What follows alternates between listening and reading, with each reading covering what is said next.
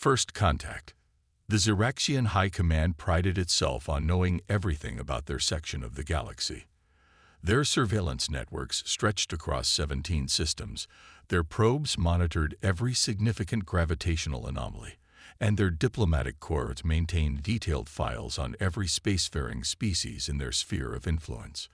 So when Scout Vessel Zenith 459 detected an unknown energy signature from a previously ignored yellow star system, it caused quite a stir.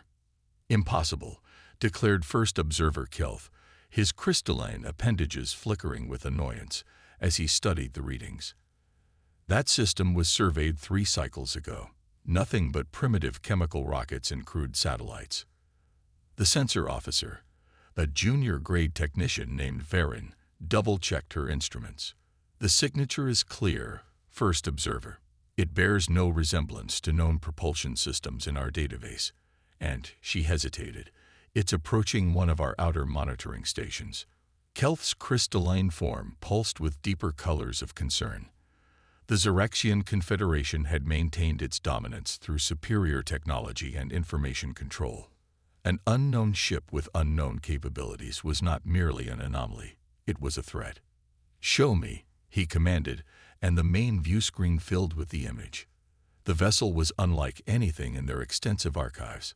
Where Xeraxian ships were elegant crystalline structures that channeled the natural energies of space, this craft was all angles and armored plates. No visible propulsion system, no obvious weapons arrays, yet it moved with purpose and precision. "It appears to be human," Varen said, her voice carrying a note of disbelief. "The primitive species from the third planet." Kelth's crystalline form flickered rapidly, the equivalent of a shocked blink. "Impossible. They were pre-space flight. Their most advanced achievement was a primitive fission power system." "Sir," another officer interrupted, "the vessel is hailing us." The bridge fell silent. First contact protocols were clear. Unknown vessels were to be scanned, cataloged, and if deemed non-threatening, contacted according to strict diplomatic procedures. But this vessel had already violated those protocols simply by existing. "Open a channel," Kelth ordered, his form settling into the formal configuration of authority.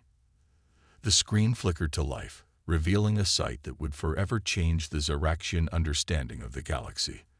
The human commander stood at attention, wearing a uniform that spoke of military precision. But it was their eyes that caught Kelth's attention. They held a peculiar mix of curiosity and determination. "This is Captain Sarah Chen of the Earth Defense Force vessel Horizon. We are aware of your surveillance of our system and would like to discuss terms for future interactions." Kelth's crystalline form pulsed with confusion. Their language was perfect.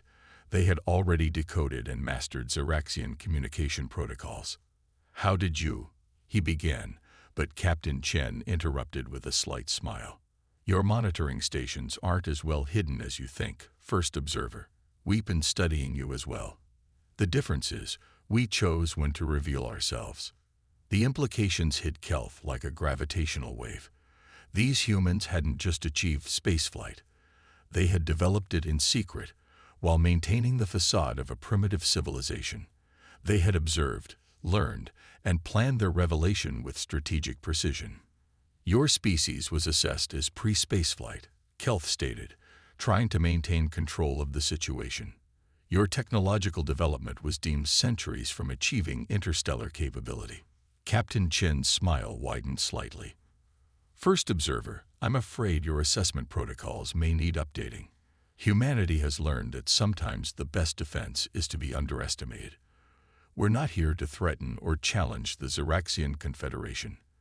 We're here to introduce ourselves properly, now that we're ready." As Kelth processed this, new alerts flashed across his sensors. More human ships were decloaking. An entire fleet had approached undetected, using technology that shouldn't have been possible for their level of development. "How long?" Kelth asked, his voice carrying the weight of revelation. "We detected your first probe 15 Earth years ago," Chen replied. "It gave us something to work towards. Nothing motivates human innovation quite like knowing we're not alone in the universe, and that we needed to be ready when we finally said hello. The implications were staggering. In 15 years, these humans had not only reverse-engineered advanced technology, but had improved upon it in ways the Xeraxian Confederation hadn't considered. They had turned surveillance into opportunity, threat into innovation. The Confederation will need to reassess its first contact protocols. Kelth admitted, his crystalline form settling into a pattern that indicated deep thought. That would be wise, Chen agreed. And perhaps we can help with that. After all, who better to help improve first contact procedures than a species that's made an art form of exceeding expectations? As the human fleet maintained its perfect formation, Kelth realized that the galaxy had suddenly become a much more interesting place. The age of Xeraxian certainty was over. The age of human surprise had begun. The underestimation. The Xeraxian High Council chamber was in chaos. Crystalline forms pulsed with agitation as the recorded images of the human fleet played across multiple screens.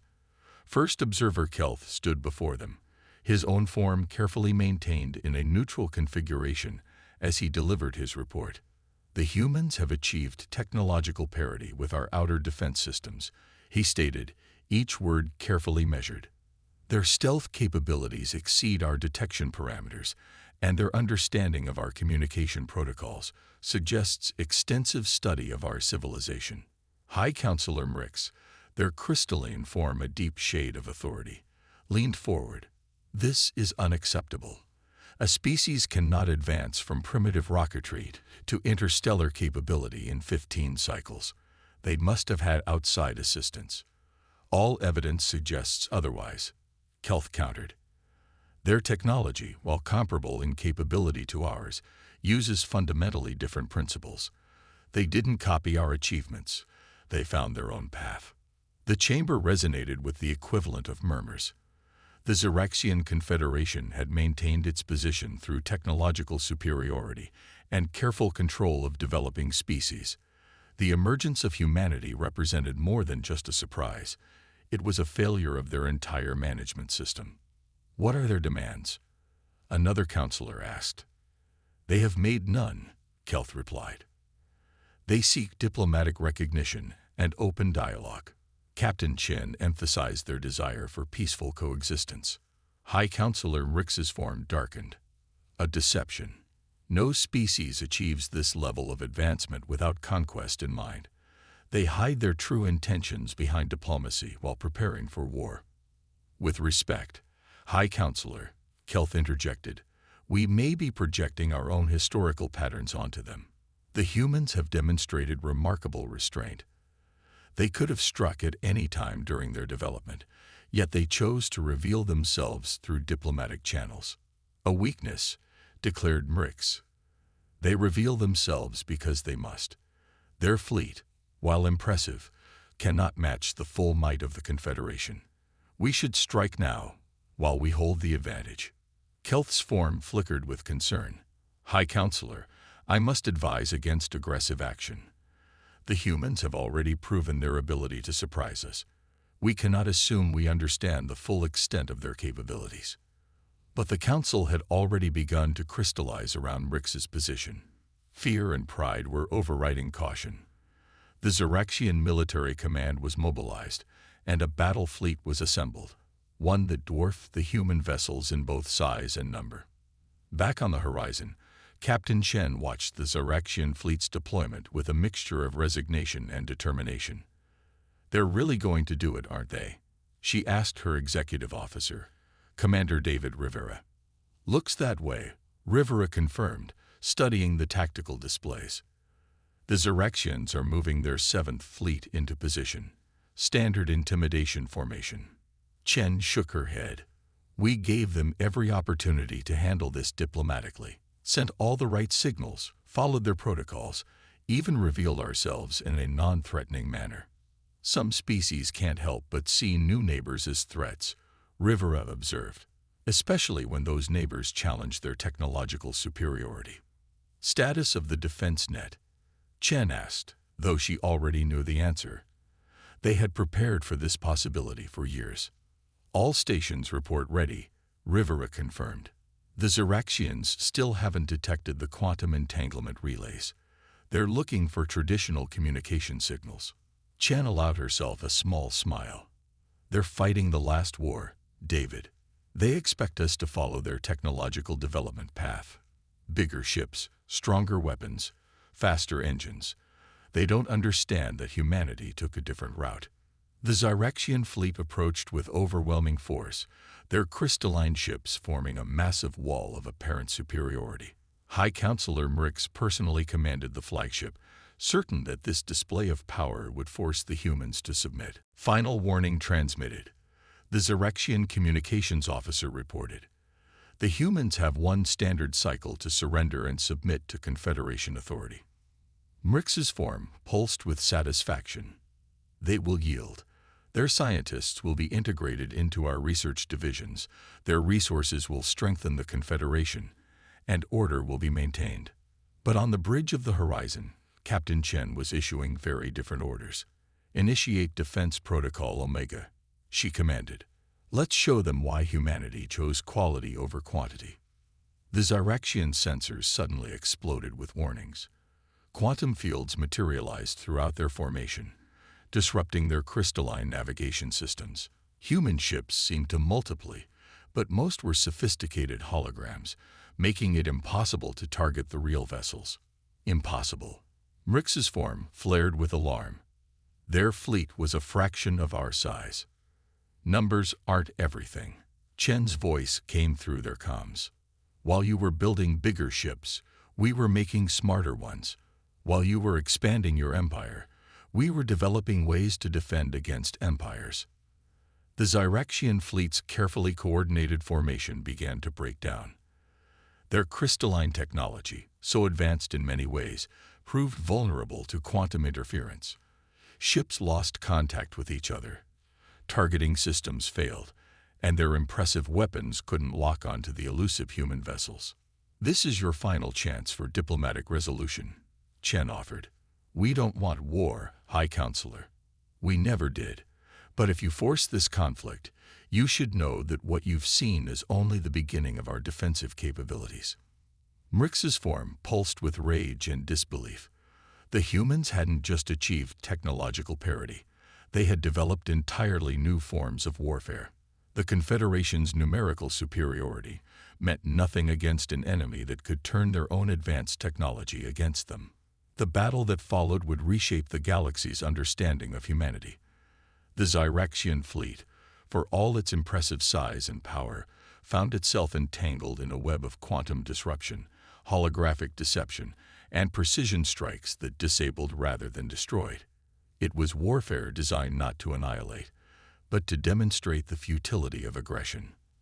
As his flagship systems failed one by one, High Counselor Mrix finally understood the true message humanity had been sending. They hadn't revealed themselves out of weakness or necessity. They had revealed themselves when they were ready to demonstrate that technological advancement didn't have to follow the path of empire and conquest. The age of Xeraxian supremacy was ending, not with a devastating war, but with a lesson in humility and innovation. Technological surprise. The aftermath of the first engagement left the Xeraxian High Command in disarray. Their mighty 7th Fleet hung in space, most systems offline, while human ships maintained a careful perimeter. In his partially functioning flagship, High Counselor Mrix received the damage reports with growing horror. No casualties, he demanded, his crystalline form flickering with disbelief. How can there be no casualties? The tactical officer's response was equally bewildered. The human weapons. They specifically targeted our systems, not our crew. They used precisely calibrated quantum fields to disrupt our technology, while leaving our life support intact. On the horizon, Captain Chen watched the disabled Xeraxian fleet with a mixture of satisfaction and concern. Status report on the quantum containment field, she asked. Commander Rivera checked his displays. Holding steady, Captain. The Xeraxians are completely contained, but their crews are safe. Medical scans show no adverse effects from the quantum interference. Chen nodded. Good. That's the difference they need to understand. We could have destroyed their fleet, but that's not our way.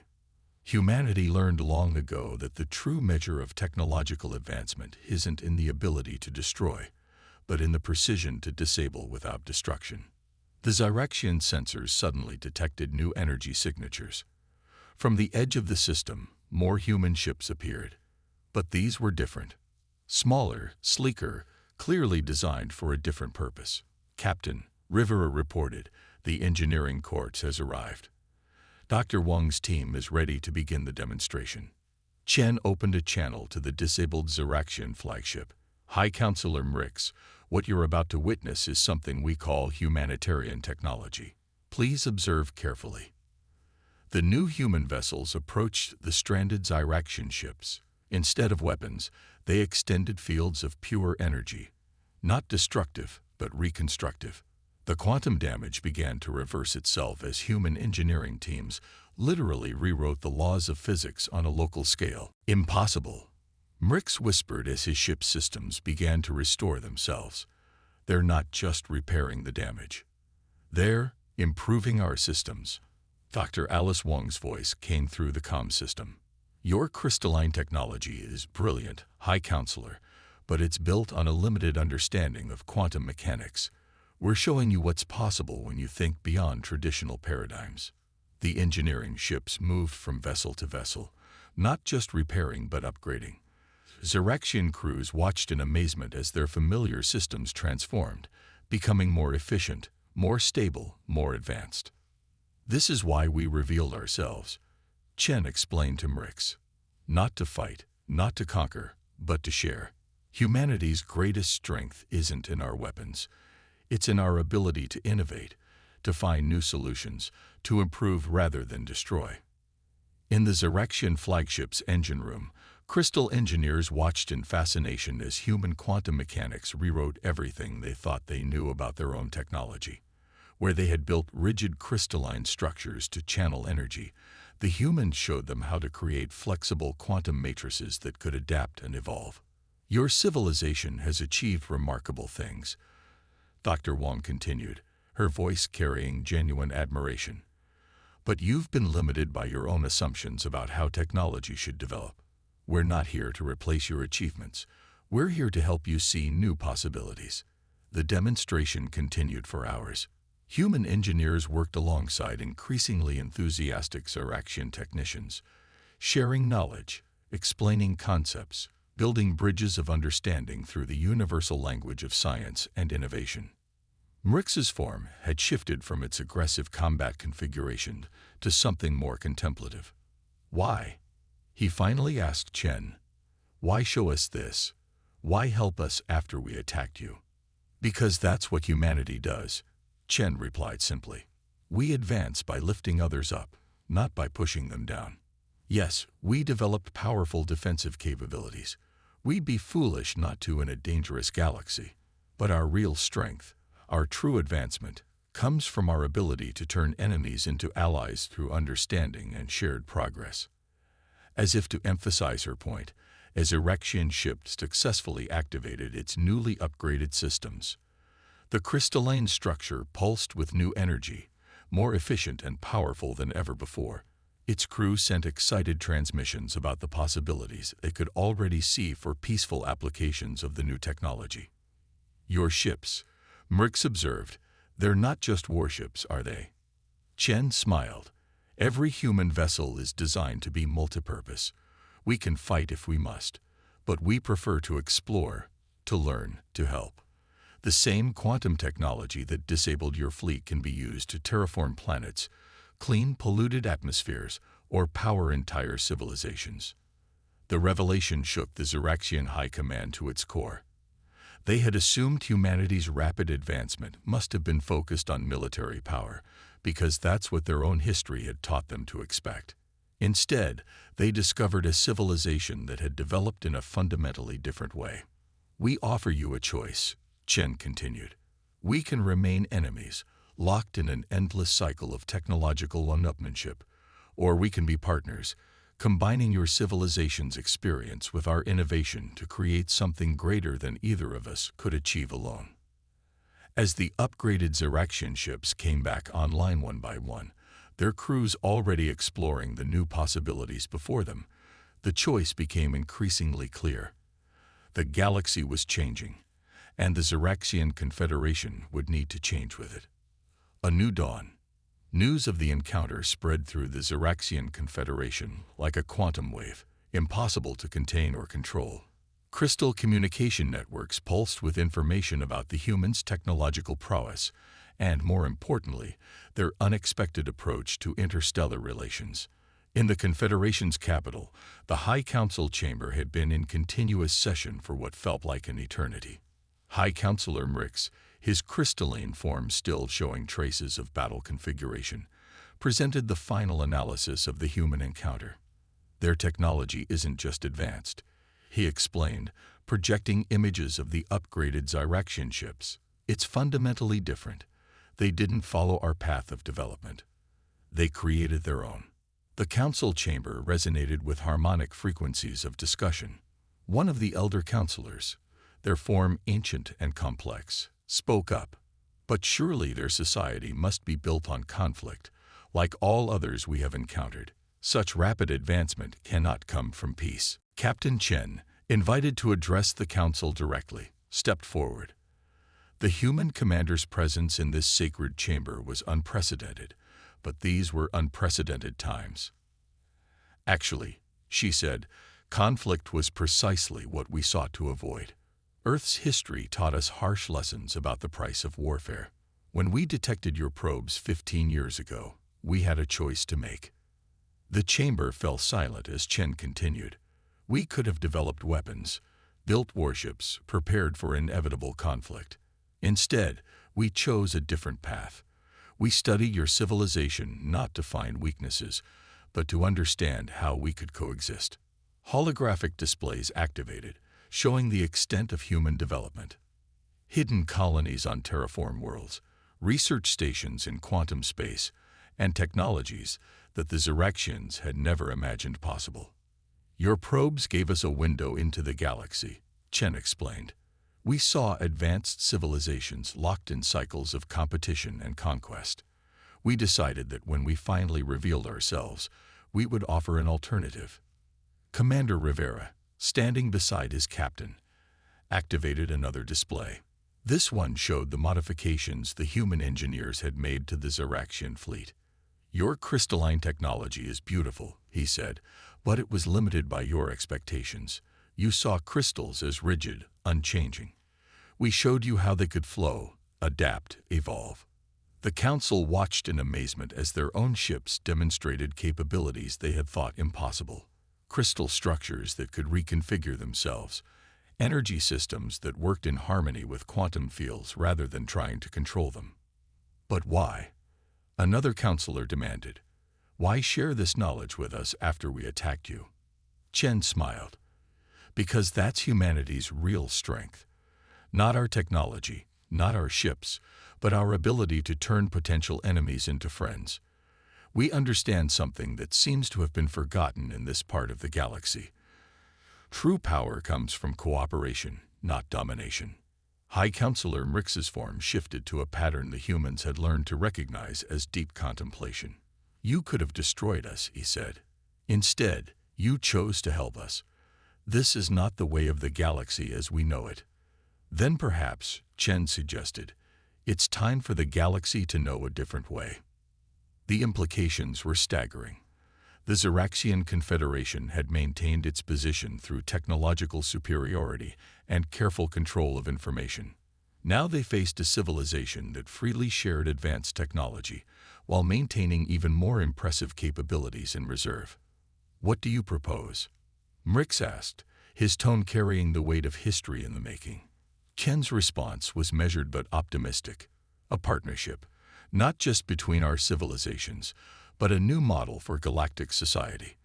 The Xeraxian Confederation has centuries of experience in managing interstellar relations. Combine that with humanity's innovative approach to technology and problem-solving. You would have us abandon our position of authority. An elder counselor interrupted, their form pulsing with concern. No, Chen corrected.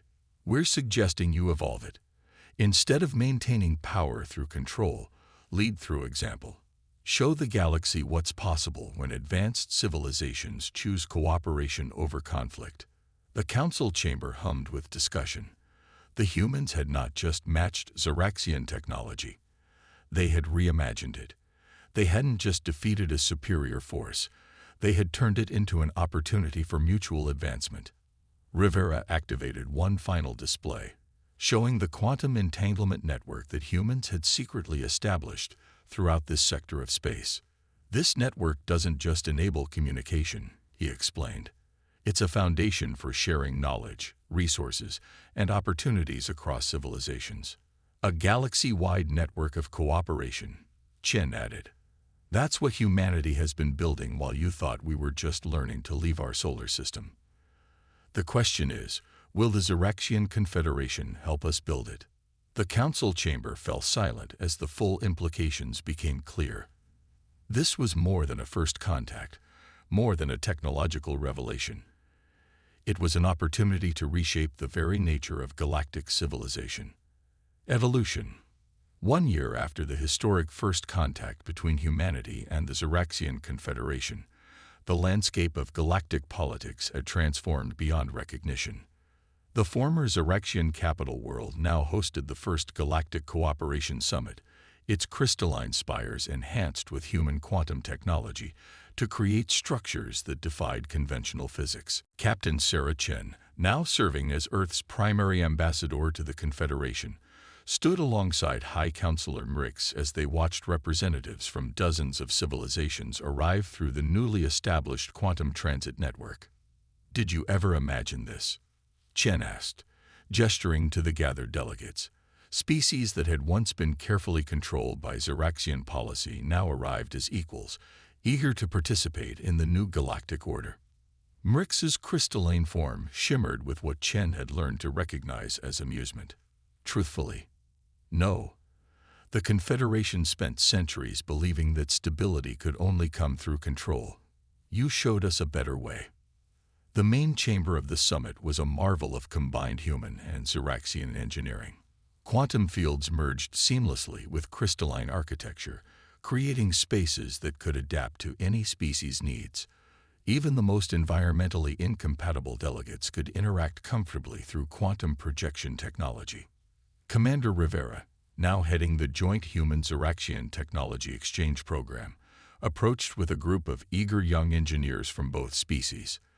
"The latest test results are in," he reported. "The quantum crystal integration is showing a 300% improvement in efficiency across all applications."